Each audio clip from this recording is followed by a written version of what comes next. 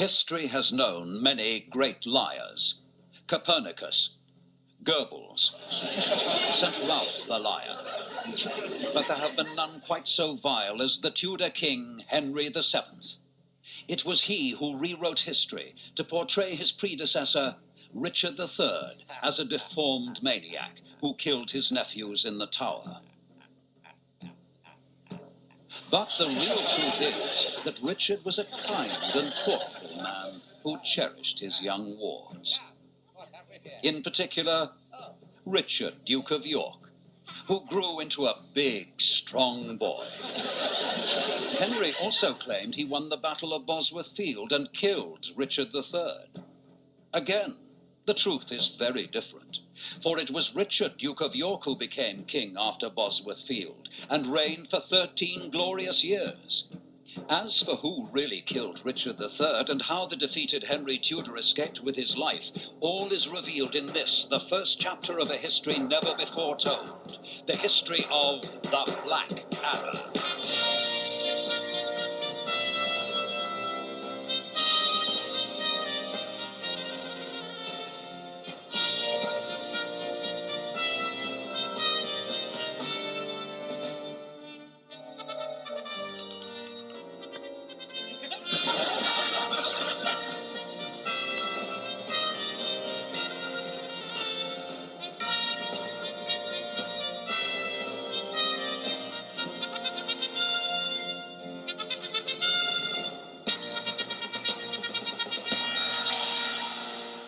Hello, and welcome to Media-eval, a medieval pop culture podcast, where we talk about how medieval and medieval-inspired movies, TV, and books depict the medieval world.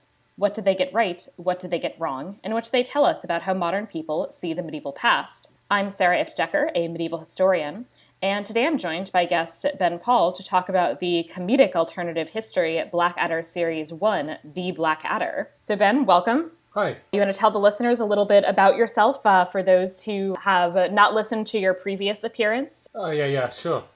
Yeah, I was previously on the episode about Beckett. You should check it out. Yeah, I'm just some guy who listens to podcasts. I like medieval history, especially hearing about and reading about religious stuff in medieval history. And I specifically wanted to talk about this because Blackadder, the first series, was the one I watched the most growing up. Anyone of my generation, this was on TV all the time. Mm-hmm. I think Series 2 we had, but we watched it less. Series 3 we had on cassette tape, and Series 4 I really only watched as a grown-up, although it traumatized me, like everyone else in the country, when I was a kid. If you haven't seen Series 4, it has a truly tragic ending, full of pathos. It's devastating. Is that World War II or? World War One. Okay. Yeah, they never did a World War II thing. For some reason, they ruled it out very early on. I think it's a bit too grim. Yeah. Well, compared to World War One. I think World War One was maybe easier to spoof, but we'll get into that another time. Yeah. But yeah, this is what I grew up with. It's known to everyone as the least good Blackadder. Having said that, I've never seen the specials. But it has a special place in my heart for many reasons, which I'm sure we'll come to. I watched this when I was, I don't know, maybe my early teens or something like that. I watched this with my parents, but it's been a long time ago. And I'm not 100% sure I ever did watch the rest of it. I think I might have only watched this season or series, as the British call it. Yeah, so this is Blackadder Series 1, starring Rowan Atkinson as Edmund, Duke of Edinburgh, the titular Blackadder. Brian Blessed as King Richard IV of England, who I know best as Augustus in I, Claudius, and as Boss Nass in the Star Wars Episode 1. Also, on the subject of my growing up, he was King of the Hawkmen in Flash Gordon. I don't know if you've ever seen that. Oh, man. That is the campest movie ever made. And he's doing the same thing as he does in this movie, which was very confusing to me as a kid, but he's a big character. Yeah, he does that really well. Mm-hmm. I mean, it's kind of similar performance to Augustus, actually. Yeah, in a lot of ways. It's very broad and comedic, but he's a huge character. Yeah. Oh man, he's my VIP of this show. But as I said before, he's great. Yeah, we'll come to it. Oh, also Flash Gordon, because you're a big Hot Fuzz fan. Mm-hmm. Timothy Dalton in Flash Gordon is a god. Oh, fun. You got to check it out. All right, I'll definitely have to check that out since, yeah, Timothy Dalton in Hot Fuzz is like a revelation. Yeah, man. It stars Elspeth Grey as the Queen. Her name is Gertrude, according to her name is actually Gertrude of the Netherlands, which is clearly just a Hamlet joke, according to the cast list. Right. I do not think her name is ever spoken in the entirety of the show. Right. Also, Robert East as Harry, Prince of Wales. Tim McInerney as Lord Percy, who I found was somebody named Alonzo in the live-action 101 Dalmatians adaptation. Oh, really? I don't know who Alonzo is because I have not seen this movie in solidly, I'm sure, at least a decade, but I really enjoyed it at the time because a lot of dogs. Yeah, there's that. That helps. Yeah. Tim McInerney also went to university with my high school history teacher. So, that's cool. Yeah, Lord Percy had a special place in his heart. And he was also in Game of Thrones, which you covered recently. Oh, who was he in Game of Thrones? He has a minor part in the latest series as Lord Glover, who's kind of the foil to little Lyanna. Oh. So yeah, he's that's right. Lord of the North, and he's often very stoic and refuses to do things until Lyanna beats him up. That's right. He looks very different now. Yeah. I mean, this was 1983, so it's a difference of, let's see, now I have to do math, like approaching 40 years, And then finally, Tony Robinson as Baldric, who I now know who he is because I covered Maid Marian and Her Merry Men, and he is in there as the Sheriff of Nottingham. He is, yeah. I think that was his brainchild after Blackadder. Right. He's known particularly as Baldric because he's Baldric in all 4 series and specials of Blackadder going forward. But he also did an archaeology show on Channel 4 for years called Time Team. And he's generally just a very pleasant, enthusiastic man about history. And he got involved in politics, didn't he? He's famous also for being a member of the Labour Party. Yeah. And he's involved in internal Labour Party politics. Same with a lot of British people like Eddie Izzard, the actor Richard Wilson. A lot of them have this strange side trench as kind of Labour Party inner politics. Right. Yeah. I guess in the US you sometimes have actors get involved in politics, but I feel like that rarely is a good thing here. So. Yeah. I guess you get shouted at a lot, and a lot of people don't want the hassle. Yeah. Yeah. So, and also, by the way, I'm a little jealous that did I see that you had a beer, whereas I am doing this as Well, you're really early in the morning, so I haven't. Yeah, I'm doing this at 10 in the morning, so it's really not. It's really a little early for me to have a beer. Yeah. So I have tea. Yeah. At least where I am in Portugal, I visited the British shop last week, and I'm drinking Magna's Irish cider. Oh, nice. Yeah, it is. That sounds nice. Yeah, it is quite I'll tasty. pick up some cider. Recommended. I used to drink Magners a lot back when I occasionally could go to England when travel was possible before times. Yeah. You'll do it again. Well, yeah, one of these days. Yeah. So the first section is the enumeratio or recap, and I'm going to get us started off with just a brief orienting recap, but then since we have 6 episodes of TV, I figure we'll just chat a bit generally after that about the series, as opposed to necessarily going purely episode by episode. Good sis. Good stuff. The first series of Blackadder takes as its premise the claim that Henry Tudor lied about both the character of Richard III and his own supposed victory at the Battle of Bosworth. Although Richard III was killed, the Yorkists were victorious, and the throne went to his nephew and ward Richard IV, who ruled from 1485 to 1498. Richard IV had 2 sons. The titular Blackadder is his younger and less favored child, who is named Edmund, who also, it turns out, accidentally killed Richard III. He subsequently then finds himself engaged in a variety of more or less dastardly plots to either secure power or ensure his security. Mm-hmm.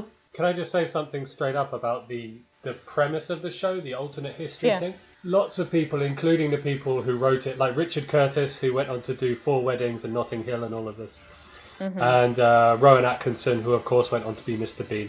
Blackadder and Mr. Bean are like his Han Solo and Indiana Jones. Just come back to them. When you want a new house, just do one of these. But a lot of them are on the record as saying, yeah, we didn't really know what we were doing at the time. And from the start, when you watch this, it really annoyed me this time, but it always has as a kind of history bod. Whether there's any need for this weird alternate history. Right. Yeah, it starts from this really weird premise. Well, first of all, Richard IV will come over this in your true and false section. But Richard, Duke of York, wouldn't have been old enough to have adult sons, for one thing. But also, why not have Shakespeare rewrite history? Why have Henry VII rewrite it? Or why not have Edmund be the forgotten son of Henry VII and his brother be the young Henry VIII? Right. It seems like an odd decision. Yeah. To some extent, it's a decision that, especially for something comedic like this, I kind of like, actually, because it means then that it's like, oh, okay, this is just a completely different thing, and I don't have to worry that much about the fact that everything having to do with all of the main characters, that's just invented and wrong, and I don't have to worry about, like, who these people are or whether they're good portrayals of historical figures, because they're just all invented. Right. Yeah, I see that. That helps me a little, because sometimes when there's certain people that it's like that they're making various like weird choices about how this figure is portrayed, like I could see getting like very angry about like an actual portrayal of Henry Tudor, right, or of the young Henry VIII, as if they were major characters. Yeah, true, but it I don't know, it feels like it's threading a needle for me, and I don't know, there's something that annoys me about it every time, like it's not really, really well done. It just seems to be on very shaky ground from the start, and it confused me even as a kid. Yeah, it very much is like, okay, I mean, so clearly this is not a thing that could have happened, that we just had like a king who ruled for 13 years, who we just have ridden out of existence. Yeah. I do like the Shakespearean references that you have, especially they're really heavy early on, where Richard in particular, the Richard III in his one episode where we have first him and then his ghost, has some great lines. So he's got a nice reversal of now is the winter of our discontent, which is made glorious by the son of York. That it's I'm trying to remember exactly how the line is phrased. It starts. This is the summer of our sweet content. I've written down. Yes. Yes, made winter by this Tudor jerk, or whatever the rest of it goes. And as to the Shakespeare stuff, I think they didn't need to put it in the credits because it's public domain. But I think they took pleasure in putting in the credits additional dialogue by William Shakespeare. Right. Yeah. And then you also got the little Macbeth bit at the end of this first episode where he runs into the three witches in the woods and they foretell that he's going to be king one day, which I guess he very briefly, in fact, is. Yeah, not wrong. Yeah. Sorry to jump in on your introduction. Oh, no, that's fine. So at this point, we can really just kind of... chat about things. So in particular, it's fun that, Edmund is actually the one who kills Richard III because he mistakes him for a horse thief. Exactly. And watching that as a horse. Yeah. Here, horsey. That really shocked me that I watched this as a kid. And there's a very grisly decapitation within the first, 10 minutes. Yeah. Followed by a couple of minutes of, corpse humour. Weekend at Bernie's type stuff. With blood everywhere. There's a lot of, dragging the corpse, around. And then it's like, oh, who has his head? I forgot his head. But as a kid, I found the ghost of Richard III terrifying. The ghost I thought was pretty well done. Yeah, it wasn't bad. There's some shaky 83 effects at the very end where the head is separate from the body. But Peter Cook has this very chilly British authority. He would have made a good straight Richard III as well if he'd ever gone into straight stuff, which he never did. And it could also have been fun if this was just actually at the court of Richard III. Yeah. Could have been a nice lead up to the final episode. And they could have even had the boys be Edward and Richard. Yeah, exactly. That's what I'm talking about with the alternate timeline. Right. But on the other hand, I'm certainly not going to complain about the fact that if they'd done that, I don't know if they would have been able to give Brian Blessed so much to do, because I don't think he would have really been the right pick for Richard III as in terms of what they're going for. So. Quite. Yeah. And he is fantastic. Yeah. He's so good in this. He would have made a great Henry VIII. Yeah, that's true. It's too bad he didn't in his younger days get the chance to play Henry VIII, as far as I know. He would have been very solid at that. Yeah, for sure. And there's a lot of alternate history, because there's also a crusade that gets invented, which we'll talk about a bit later. The overall dynamic then is also this dynamic in which basically Edmund is neither competent nor likable. Yeah. And yet is our main character, which creates this weird, are we rooting for him, are we not rooting for him situation? Yeah. It makes him very easy to mock and to laugh at. He pulls a lot of silly faces and his voice is weird and strangled, which he didn't do in later series. In later series, Blackadder is famously very witty and sardonic and sarcastic, and it's Baldric who's comically stupid. But here they got the kind of mix wrong and made Blackadder the stupid one. Right. Okay, that's interesting that they changed that. Yeah. Because actually, even like Baldric then is the one who he keeps coming up with ideas and plans that then Blackadder takes credit for. Yeah. Yeah. In a very like wealthy white man sort of dynamic. Absolutely. But that's the thing, like the phrase "I have a cunning plan" is maybe the main catchphrase of all 4 seasons. And in later series, whenever Baldric says "I have a cunning plan," it's kind of like, here we go, we're going to hear something really, really stupid now. And it always is. And he gets beaten up and clipped round the ear and told off for it all the time. Yeah, whereas here, he actually tends to have a cunning plan, and often Blackadder says, like, that's ridiculous, and he says, I have a better idea, and then says the exact same plan. Exactly. And also worth mentioning for one of the later episodes, which treads on dodgy ground, that Blackadder is basically an incel. Yes, he is. Yeah. Yeah, very unlikable. Yeah, I mean, because that even, not the incel part specifically, but his issues with gender even also really kind of show up in that second episode where, so this guy, this Scottish gentleman, Dougal McAngus, shows up, and he makes the claim and has letters to back it up that his father had an affair with the Queen. And the extent to which Edmund is very chill about reading out loud these letters that publicly, in context would then insult and embarrass his mother. Yeah. In an effort to, first it seems he thinks illegitimize or cast doubt on the legitimacy of his brother, but then as it turns out when they actually figure out the dates, it means it would cast doubt instead on his legitimacy. Yeah, for sure.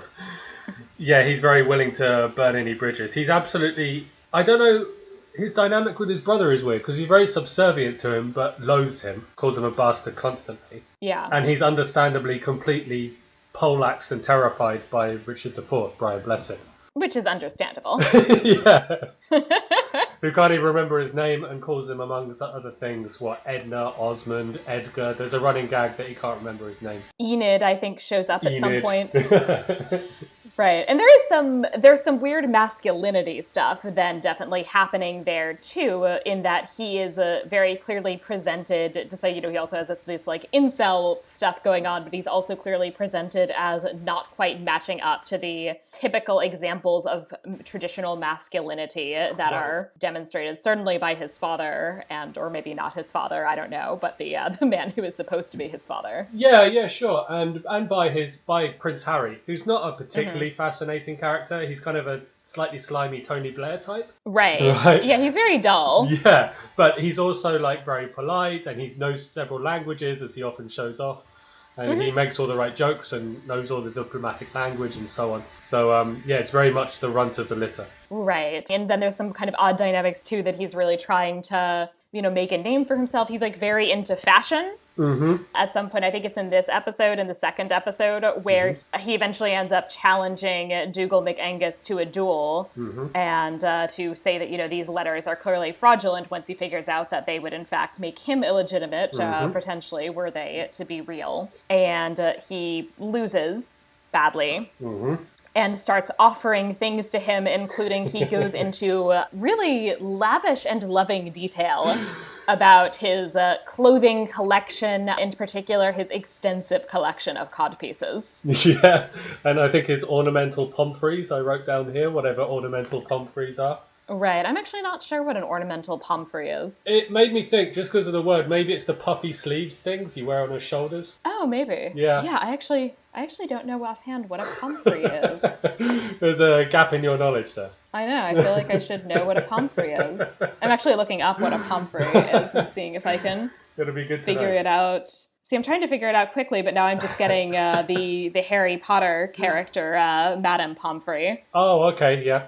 On the subject of the clothes, the costuming in this series is incredible. It really is. Yeah. And they do a really good job with using the costuming to illustrate character aspects. For sure. And in latest, they said on this one, they went way over budget making this.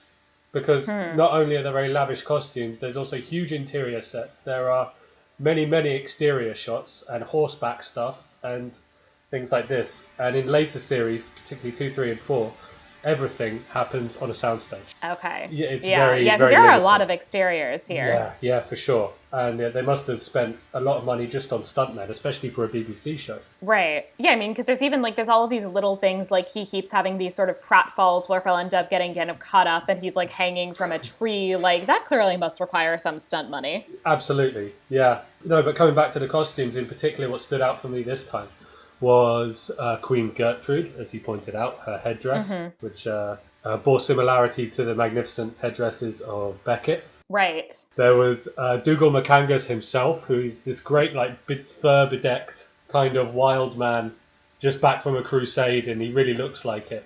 Just matted in filth, basically. Right. Well, because he also, by the way, he has this bit where he's kind of presenting himself to or not to Richard IV, because Richard IV is still on crusade, but to Harry. Yeah. And he pours out, here, my spoils from the crusade, and he pours out first just a bag of severed heads, and then says, oh, sorry, that's my overnight bag, and then provides him with the treasure. Yeah, he's literally come with heads tied to his, like, belt. What was the other one? Oh, yeah, the Witch Smeller Pursuivant is an amazing costume. Yes, that's a great cape. Yeah, very kind of ominous costume. Looks very much kind of savage and druidy. Yeah. Yeah, I found that character terrifying as a kid. Yeah, and they definitely also with the Spanish princess who will show up in episode 4. That's a really well done costume, and actually the Archbishop too. Like they really do, like they go all out for you know. Okay, now we're going to transition from his elaborate courtwear to his elaborate ecclesiastical garb. Yeah, totally. And actually, talking of coming back to the exteriors, you just reminded me with your Archbishop speak. The investiture ceremony was filmed in a place called Brinkburn Priory. So that wasn't soundstage stuff. And there was also all the exterior shots of the castle at this incredible place in Northumberland called Alnwick Castle. That dates back to Norman times and is English heritage. So again, it must have cost a bomb just to get these places on camera. Right. Yeah. The Archbishop episode I found very entertaining, especially because it actually harkens back to your last appearance on this podcast, and that it has a big Beckett reference. Yeah. Looking back now, that's probably my favourite episode this time. Yeah. Lots of the stuff about, what is it? Well, we're going to talk about false relics later. Yeah, so we'll talk about the false relics later, but for now I'll just say that the listing of the false relics is amazing. It includes that they have a number of fingers of our Lord, of our Lord Jesus Christ, because I think Percy says he has one and kind of breaks it out. And Baldrake says, oh, I thought those only came in packs of 10. Yeah, I've got lots of questions about relics later, but there's also pardons and curses you can buy, which I assume they're talking about indulgences. Yeah. Right, and some of these pardons are signed by both popes, which makes historical sense in a way. I'll talk about it later. It's a little off in terms of the timing on that, actually. It's just a lot of the stuff. Sir Tavis Mortimer, the King's hired killer, has a Turkish helmet with a sword sticking out of the top. Did you get the reference as well that one of the archbishops was struck by a gargoyle while swimming off Beachy Head? No. Oh, okay, because Beachy Head is a huge set of cliffs in the south of England from which people, unfortunately, very sadly, often jump. So there's no way you'd be swimming off Beachy Head in the first place, implying that he was thrown from Beachy Head and then they dropped a gargoyle on him. Right. Because, the whole situation with the archbishops is that we begin with the episode with this, the king and the archbishop are both trying to convince this wealthy and I assume childless lord to give his lands to the church or to the crown. And the archbishop is able to emerge victorious through some graphic descriptions of the torments of hell. And so then, this archbishop does not make it very long after this, and it turns out he's the third archbishop to have been killed by King Richard IV. This is actually one of those moments where, despite the fact that we're not supposed to like Edmund exactly, you kind of have to appreciate his at least pragmatic intelligence in terms of the fact that he very much is like, Richard murdered them all. Whereas Harry seems very dedicated to this such tragic accidents. This poor man, he just completely forgot he was wearing this spiked helmet as he ran toward the Archbishop to receive head down to receive his blessing. Exactly. It's great coincidences like that. Yeah, in that way, it's a bit weird because Harry is the credulous one and Edmund is the savvy one. Right. And thinks Harry, as a more pious person, who, as Richard IV points out, actually believes in God. Right. Whereas, yes, Edmund, it's made very clear he doesn't. In fact, even when he's being invested with his office as Archbishop, because that's the plot of the episode, essentially, is that he gets named Archbishop with the idea, basically, that, the king will be able to control him. Mm-hmm. And also maybe doesn't care if he ends up instead killing him. That's a great scene where Edmund comes grovelling to Brian Blessed and immediately gets told to shut up and go away. And then, he pulls him in again. Richard IV pulls him in again and threatens him, if you cross me, I will do unto you as the Lord did unto the Sodomites. And that's when, Brian Blessed goes down from this very broad, shouty medieval king performance and becomes Augustus for me. Right. It's a very Augustus. These kind of much quieter threats. Yeah, real power. Yeah. Uh-huh. Although, unfortunately, I think that scene is also one of the scenes in which we start having a series of rather unfortunate gay jokes. Right. With the Sodomites in particular, where, so Keith says that, and then there's at some point this conversation about what did God do to the Sodomites, and then somebody, I can't remember who, but somebody says it can't be worse than what the Sodomites did to each other. Ah, okay, I must have missed that, or must have blocked it out of my mind. Right, yeah, that's a pretty lousy joke and very much of the time. Not very progressive times. Yeah. So that's one of the things I will say. There'll be more that will come up, unfortunately, but that was definitely one of the things that marred the series a bit for me, is that there's a lot of humor around. Yeah, around homosexuality, that stuff. Around sexuality and homosexuality, and the sad thing also is that these performers would have been progressives at the time, or would have thought of themselves as progressives at the time, and might look back on this and cringe. Yeah. Uh-huh. Yeah, and it's certainly not the only thing that does that. I mean, there's stuff, American stuff too from the from the 80s that has not held up well in that particular respect. Mm-hmm. Yeah, so not giving it a pass, but it's certainly something that, I would hope that if this was coming out now, they would not be engaged in that sort of humor. Oh, there's so much that could easily be ducked these days. Yes. Yeah. I love religion and the role of religion in this episode, because this is also the one where Richard, he's talking about, how he's kind of come to the decision to appoint Edmund, and he says, in consultation with the Lord God, his son Jesus Christ, and his insubstantial friend, the Holy Ghost. Right. Which is perhaps the best description of the Trinity I have ever heard, and one that I would love to use in my everyday life as a Jewish person describing the Trinity.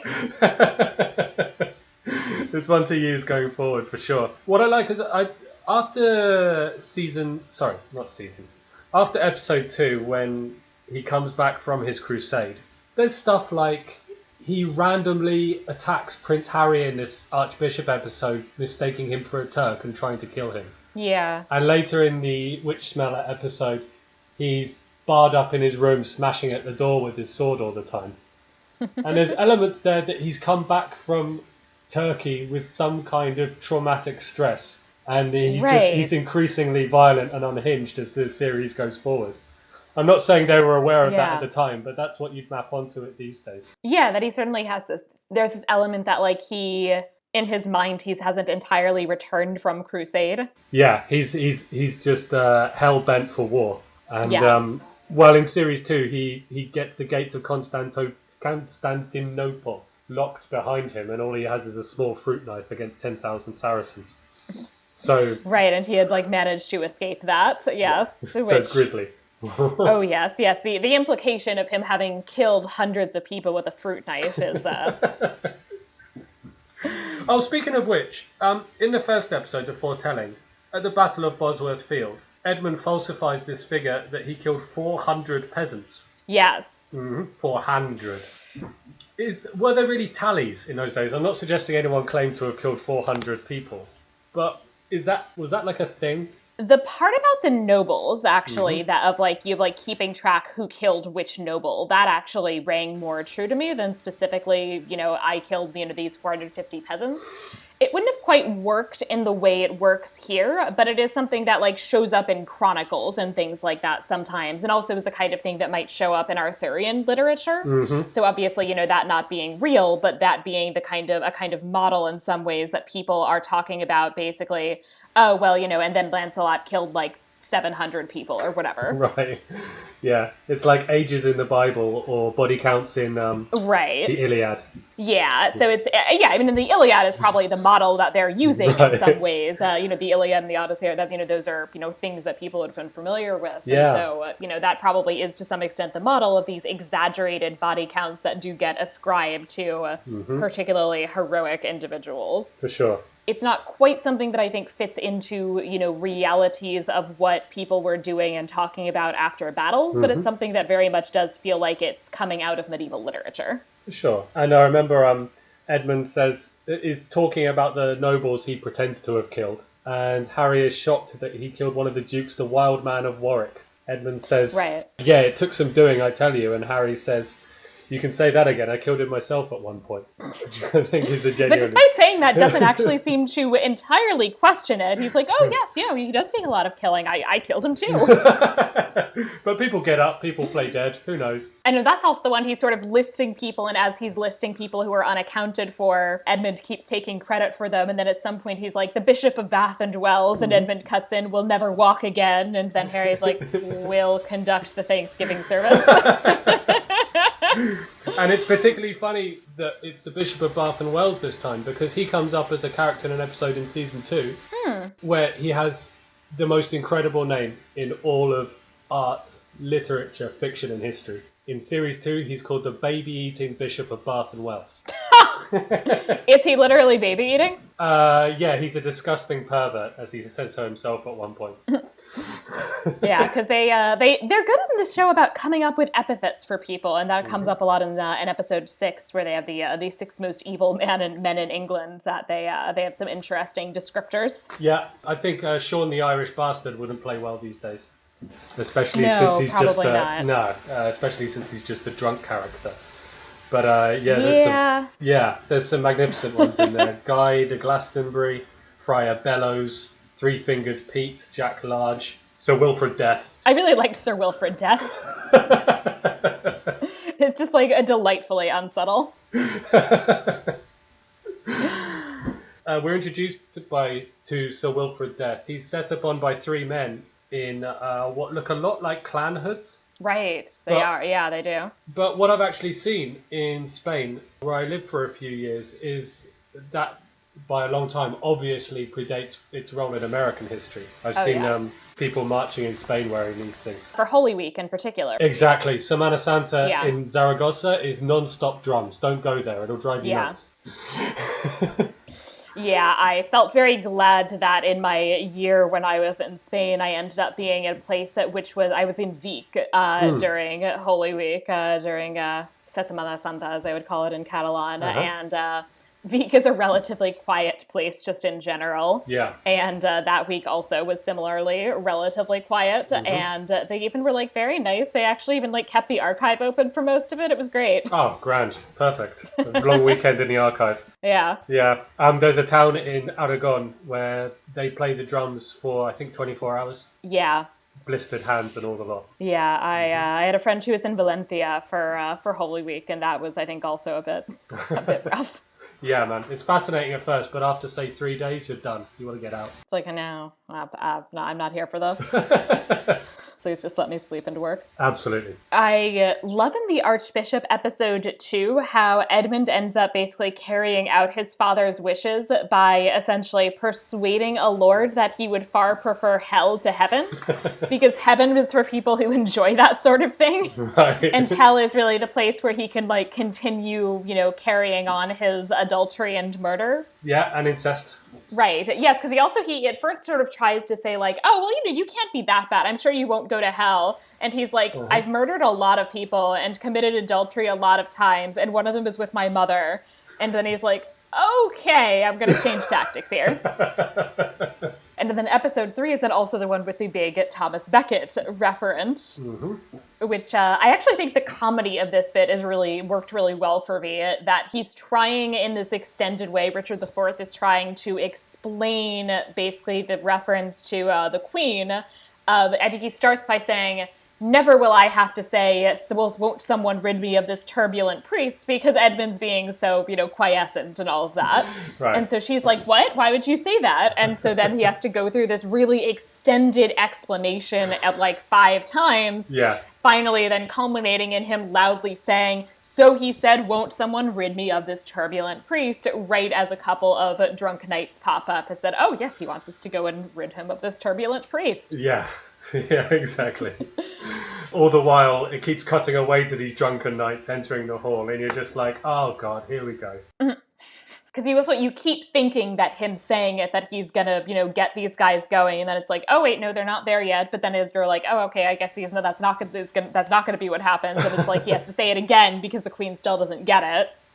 Yeah, this episode also features mine and my brother's personal favourite character, which is the messenger boy. Yes, the messenger boy is fun. A lovely, rotund, maybe 18, 19-year-old with this very flat estuary accent. He's always, my lord, and imitates the body language of everyone he's talking to, even to the extent of pushing back when they're trying to push him out of the door. And the messenger boy was just the funniest thing to me and my brother growing up. And he's the most downtrodden, put upon character, I think, in the whole thing.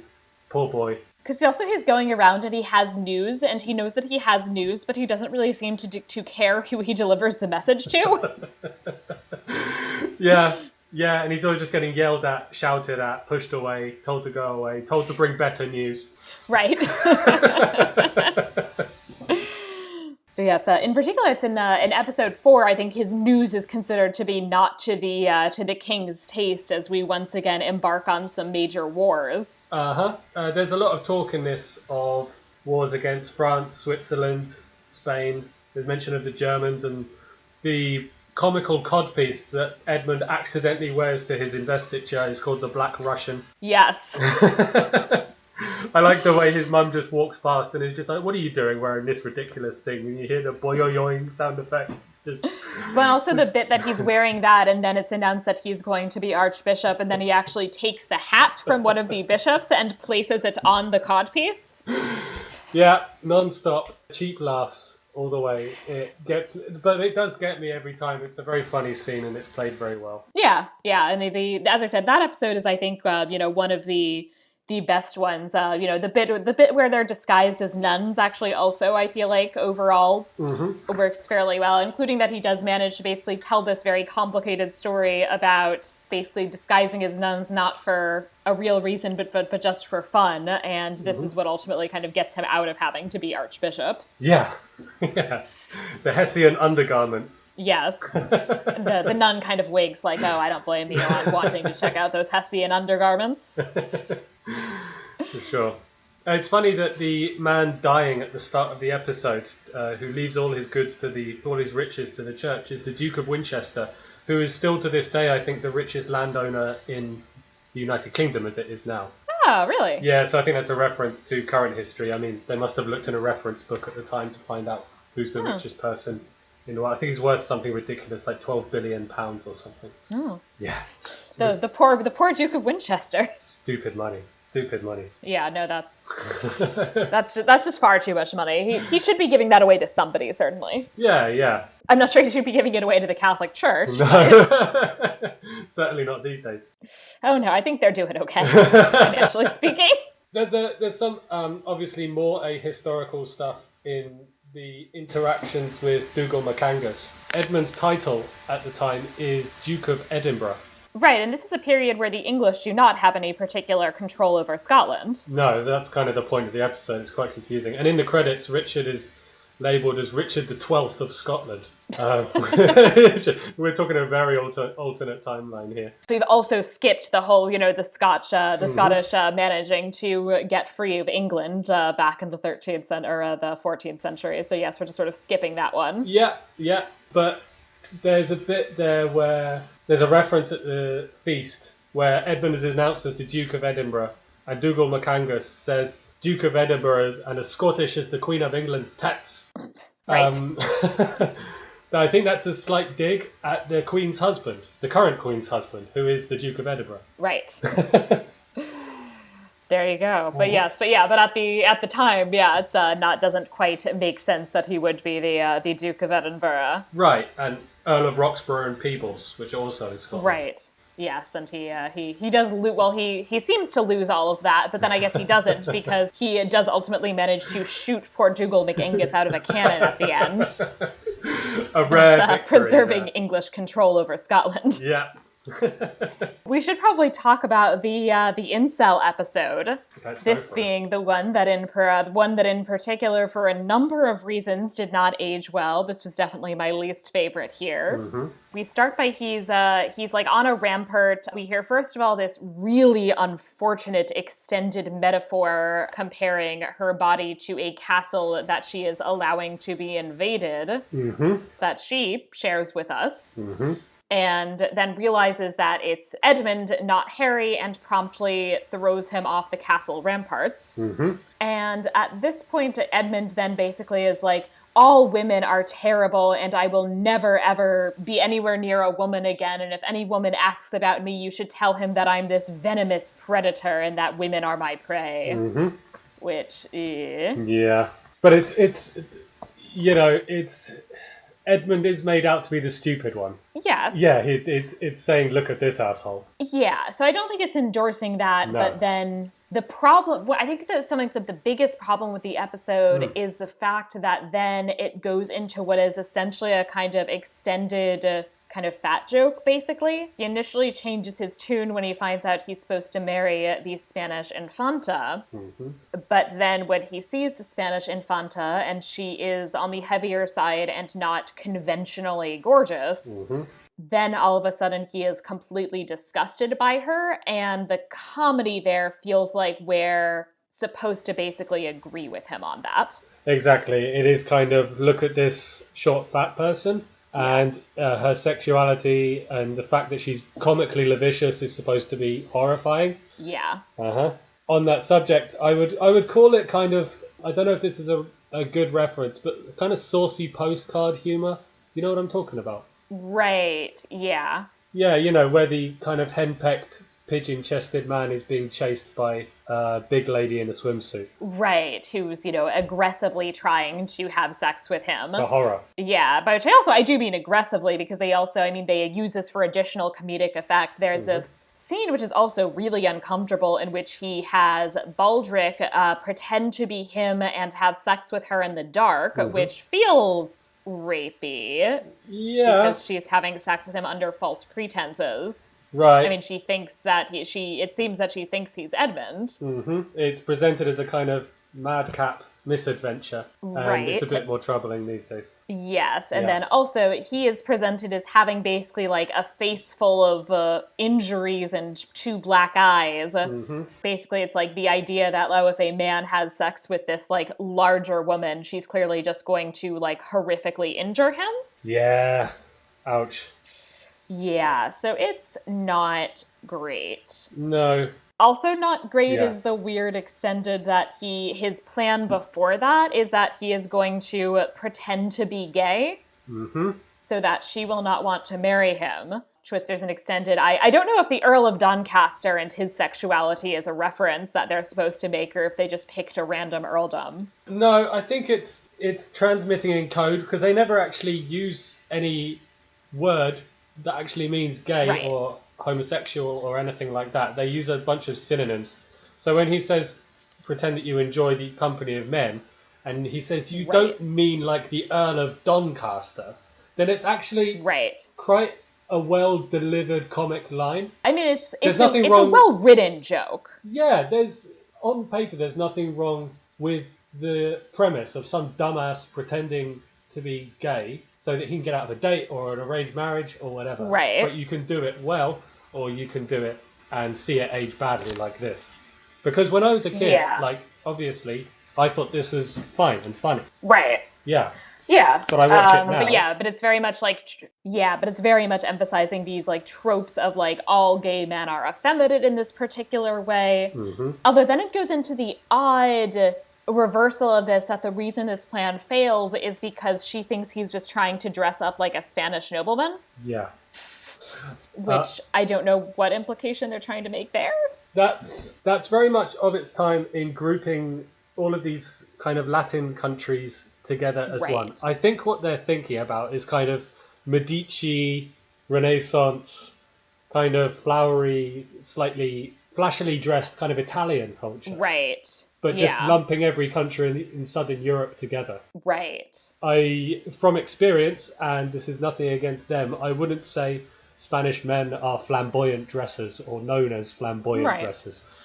No. They're kind of dudes rock type guys. Right. But yeah, I don't know, the way I was reading it did feel a little like being like, well, being gay is bad and also being a foreigner is bad and all foreigners are sort of vaguely gay coded and it felt like a sort of weird choice overall. Yeah, it's embarrassing to watch as a British person who is lucky enough to live abroad, and probably as a British person who lives in the UK. It's just like, oh, okay, they think the Spanish, Portuguese, French, the Italians are all the same. Right, they're all continental and vaguely effeminate. Exactly. It's quite cringy. Yes, I mean, and to be fair, Americans, I think, also have taken from the British that unfortunate attitude toward continental Europe, so... Yeah. Yes, certainly. I would never defend the United States, and particularly not now, so No. I'm definitely not going to say we're any better. No. What I will say is there are 3 fantastic performances in this episode, and plus another one I'd like to talk about. The 3 fantastic ones are by women in the episode, appropriately. First of all, obviously, Miriam Margolyes as the Spanish Infanta. Now, are you familiar with her work? I'm not, no. Oh, okay. Well, she is a national treasure, Miriam Margolyes. She's a legendary chat show guest. I would urge anyone to go and see her on the breakfast shows in the UK or on Graham Norton. I saw her telling a story about Laurence Olivier the other day that had to be heard to be believed. 20 seconds in, she says something, and the whole audience stops and then just dissolves. There's literally a moment where you hear the audience gasp. It has to be heard to be believed. So look up Miriam Margolyes, Laurence Olivier. But she was also Professor Sprout in the Harry Potter movies. She was... oh my gosh, she was! Yeah. She's done voiceover work in Babe and similar Roald Dahl stuff. Yeah, an absolute national treasure. And she's not given much to do by the script here. The script is borderline or completely insulting. But she really goes for it. And her Spanish is great. And her facial expressions are fantastic. And she plays the character big and funny. The character is funny. It could have just been a grotesque, but she is funny. Yeah, no, it's a great performance. Yeah. And you look up Miriam Margolyes, her credits are like as long as my arm. She's in her 80s now. She's an absolute legend. Another member of the Labour Party. There you go. The second fantastic female performance is Tully Applebottom, which is the peasant woman who Edmund marries in an effort to avoid marrying the Spanish Infanta. She cannot stop laughing. She thinks getting married to the Duke of Edinburgh is the funniest thing that's ever happened to a peasant girl like her. And she has a lovely West Country accent. Her husband turns up at one point, who is, I think, Little John from Maid Marian. Oh, so the same actor. There's the crossover. But yeah, she's fantastic. She has 3 minutes of screen time, and she's hysterically funny the whole time she's on screen. The third performance by a female character that I love is the little girl playing Princess Leia of Hungary. She is so good. Yeah. I really liked her. She does so well. The way she laughs at the Archbishop who bends over to marry them is so authentically childish that it feels like it was a decision on the day. And I really, really love that moment. It's a very sweet performance. Again, she's given a thankless task and they've coached her very well, or she's a great little actress and she really acquits herself. Yeah. Do you know anything about her? Did she go on to do anything else? I did actually look her up, and she's only done this and another kids' TV show and then disappeared into private life. Yeah, nothing much. I know that certainly happens with some child actors, and I hope that's a choice that she was happy with. But it's but she was great. I mean, in this and the next episode too, she shows up there, and the way that she laughs at things in particular, that it's just this really fantastic expression of childlike delight. Yeah. in a way that feels very natural and perhaps is. Yeah. But, and like in this kind of un-adult silly kind of way. It's very sweet. yeah. The other performance I wanted to talk about was the Queen of Spain's translator. Did you recognise him? Oh, no, I didn't. Okay, so this is Jim Broadbent. Oh my God, it was? It is. The Oscar-winning Hot Fuzz alumnus Jim Broadbent of Great Big Bushy Beard. And also another Harry Potter, of course, from Professor Slughorn. Yeah, he's basically dressed here as the painter Velázquez. Right. Basically in the same costume. And he has a great role there also, which is just about the only levity in the unpleasant scene in the dark you were talking about earlier. Right, that he's there and he's still translating. Right. And he's got this funny accent. What is he like? And there's lots of stuff like, it's nice that we're here to talk alone together, but of course he's there in the middle. Right. And yeah, he's very funny in this episode also. Yeah, and I also I really liked that also, that aspect of poking fun at the dynamic of having a translator potentially even for these sort of intimate moments and conversations, and that being something that's presumably necessary in situations like this where you have these arranged marriages that are bringing people from foreign countries and you don't necessarily have a common language. Yeah, for sure. Yeah, those are the things I really enjoy about the episode. Yeah. I mean, and definitely there were these great performances, and the interpreter was the comedy bit that I think in a lot of ways liked best. Yeah, so. It really delivers. Yeah. We then move into our witch hunting episode, and this is the one that I would say is probably one of the more heavily anachronistic ones. Mm-hmm. In that it seems really clearly to me to be drawing not just on the 16th and 17th century stuff when witch persecution is at its height, but particularly it seemed like they're really drawing on a kind of Salem witch trials vibe. I don't know how much time the British spend talking about the Salem witch trials. I know Americans spend a lot of time talking about the Salem witch trials. Yeah, they're very well known here, thanks to things like the Crucible and so on. Right. But yeah, I mean, because there's very much that vibe in terms of the courtroom. The courtroom very much feels like the Crucible. Yeah, I see that. It's hysterical. Yeah. Mm-hmm. That emphasis on the panic, the very kind of broad animal-centric comedy of the horse who is kind of brought in as a witness. Mm-hmm. The talking horse. Yes, the talking horse, who of course doesn't actually talk, right? I mean, so at some point there's a confession that's signed by him, and the signature is just he's stamped his hoof on it, so you see a horseshoe. Yeah, decent joke. But obviously, he never actually speaks in the courtroom because he's a horse. For sure. Yeah. The bit about him giving him carrots, and carrots are the food of the devil, and I appreciate the one kind of clap back, which is it doesn't say that, if they were the food of the devil, why doesn't it say that in the Bible? Yeah, and the devil took him up to the mountain and offered him a nice carrot. Which I think would be a great addition to the New Testament. Nothing wrong with that at all, except I would miss carrots. Yeah, and I don't mean to insult carrots, certainly.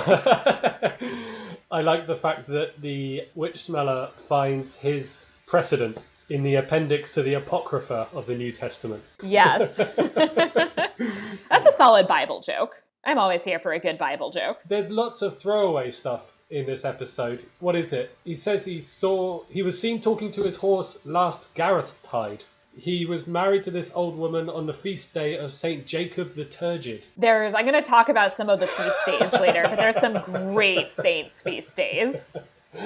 Uh-huh. Yeah, so the trial I think is really interesting. There's also the claim that he impregnated a woman with a poodle. John Grumbleduke. Right. I'm pretty sure it's nice to see the poodle broken out while this woman is yes, that's my son that I gave birth to. What else there? There's doesn't he have a cat called Bubbles, whose actual real name is Beelzebubbles? Yes. Yeah, which is again a decent linguistic joke. Milk, bloody milk. You see, bloody milk.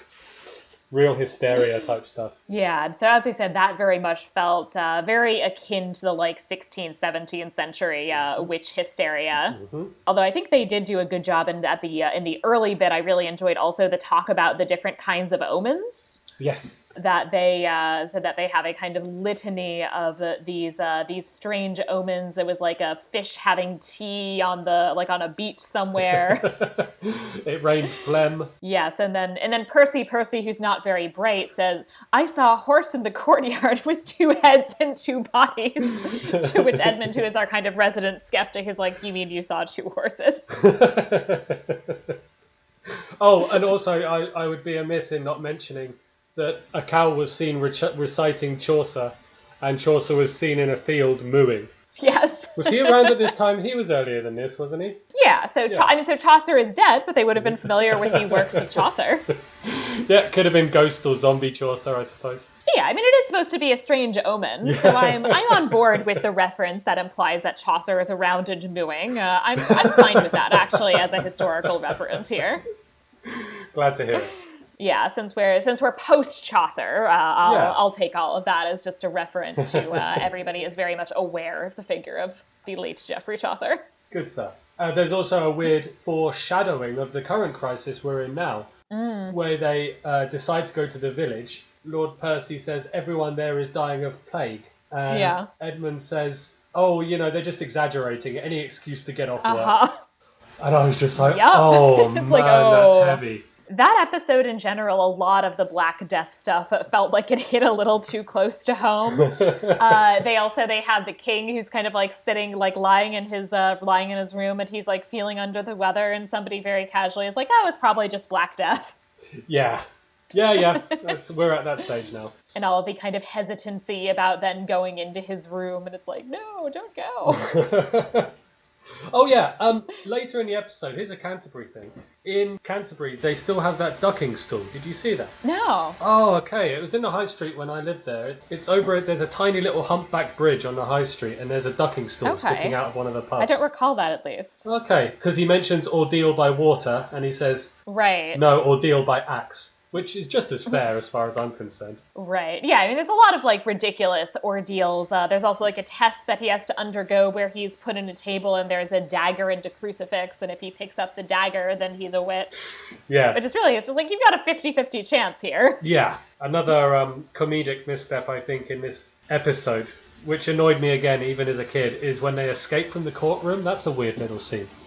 Yeah, it's this odd, so it seems like what they're trying to do is they're trying to now kind of make fun of this dynamic that they've set up earlier of, there's like a brilliant plan and and we're going to, or what's the way that they put it, with the plans. I've got a cunning plan. Yeah, so they've got a cunning plan, and so it's that we hear that they have a cunning plan. We don't hear what the plan is because we instead kind of cut to the guards talking about their dinner plans. Yeah.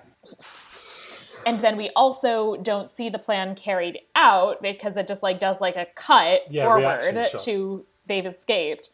And I see what they were trying to do in terms of subverting the look, we have a cunning plan bit. But it also sort of felt ultimately like, it's like, could you just not think of anything?